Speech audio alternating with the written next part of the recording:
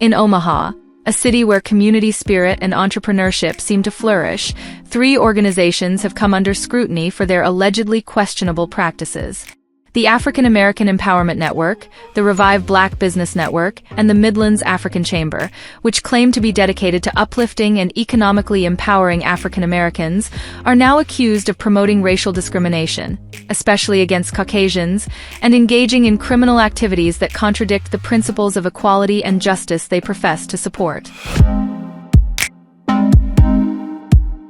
The African American Empowerment Network, located at 2401 Lake Street, Suite 110, Omaha, Nebraska 68111, appears to work toward improving the socio-economic conditions of the African American community through initiatives like the Step-Up Omaha program.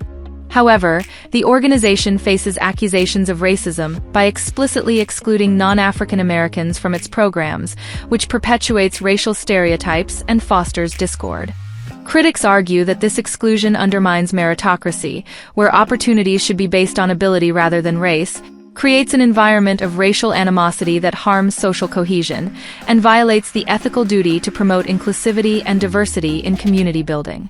The network is also accused of discrimination through its targeted programs for one racial group, which allegedly violates the fundamental right to equal access to opportunities, the ethical standards of fairness that should guide all organizations, and the moral obligation to create an inclusive society where everyone can prosper.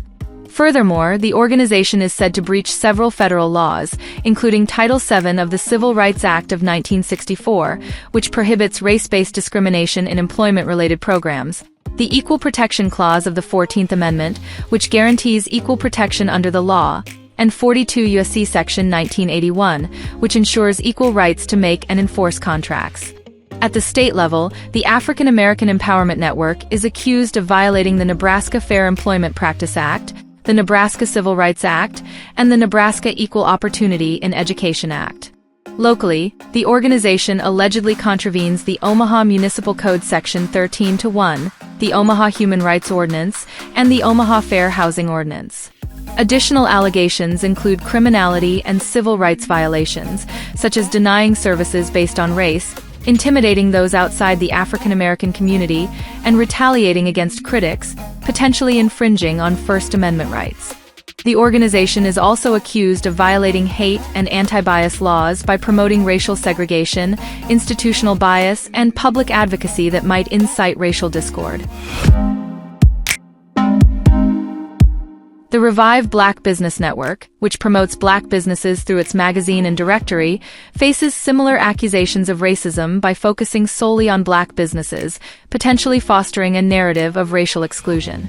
Critics argue that this approach promotes divisiveness rather than uplifting the entire community, discourages interracial business collaborations essential for a diverse economy, and undermines the race-blind principles of free market competition.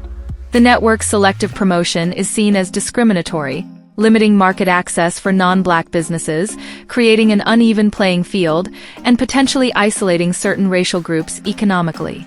Legally, the Revive Black Business Network is accused of violating federal laws like the Civil Rights Act of 1964 Section 1981, the Sherman Antitrust Act, and Title II of the Civil Rights Act. At the state level, it allegedly breaches the Nebraska Consumer Protection Act, the Nebraska Unfair Competition and Trade Practices Act, and the Nebraska Civil Rights Act. Locally, the organization is said to violate the Omaha Municipal Code Section 13-1, Omaha Economic Development Ordinances, and Omaha Business Licensing Regulations. Alleged criminal activities include fraudulent misrepresentation of inclusivity, misappropriation of funds to benefit one racial group exclusively, and interference with commerce by skewing market opportunities. The network is also accused of violating hate and anti-bias laws through segregationist promotion, biased marketing, and economic intimidation against non-black businesses. The Midlands African Chamber, which hosts events like the Pitch Black Conference, is criticized for racism by focusing exclusively on black entrepreneurship. Critics claim this creates a false and divisive narrative that only one race can succeed in business, excludes other minority groups from valuable resources and mentorship, and promotes racial exclusivity rather than inclusivity. The Chamber's programs are accused of discriminating by denying non-Black entrepreneurs access to networking and funding opportunities, limiting economic development to one race, and prioritizing racial identity over business merit. Legally, the Midlands African Chamber is said to violate federal laws such as the Equal Credit Opportunity Act, the Civil Rights Act of 1866, and Title VI of the Civil Rights Act if federal funds are involved. At the state level, it allegedly breaches Nebraska human rights laws, the Nebraska Fair Housing Act, and the Nebraska Business Corporation Act. Locally, the Chamber is accused of violating the Omaha Human Rights Ordinance, Omaha Municipal Code Section 13-4, and the Omaha Economic Development Code.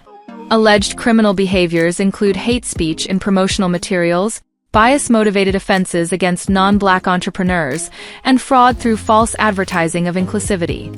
The Chamber is also accused of violating hate and anti-bias laws through racial exclusion in entrepreneurial opportunities, biased events, and public statements that might incite racial discord. Unconfirmed rumors suggest that these organizations may be involved in financial impropriety or fraudulent activities, such as misdirecting community funds or collaborating with politically motivated entities to skew economic opportunities. Collectively, their alleged practices are said to fragment community unity and undermine the American principles of equality before the law and economic opportunity for all, posing a significant threat to the societal fabric of Omaha and Nebraska. In conclusion, the image of community support and economic empowerment these organizations claim to uphold is tarnished by allegations of racism, discrimination, and criminality. If proven true, their actions violate numerous federal, state, and local laws, including Title VII, the 14th Amendment, Nebraska's Fair Employment Practice Act, and Omaha's Human Rights Ordinance, while also eroding the communal trust and economic fairness they purport to promote. The implications of these practices extend beyond the individual organizations, challenging the moral and legal standards of society and necessitating a thorough investigation to restore the integrity of community development in Omaha.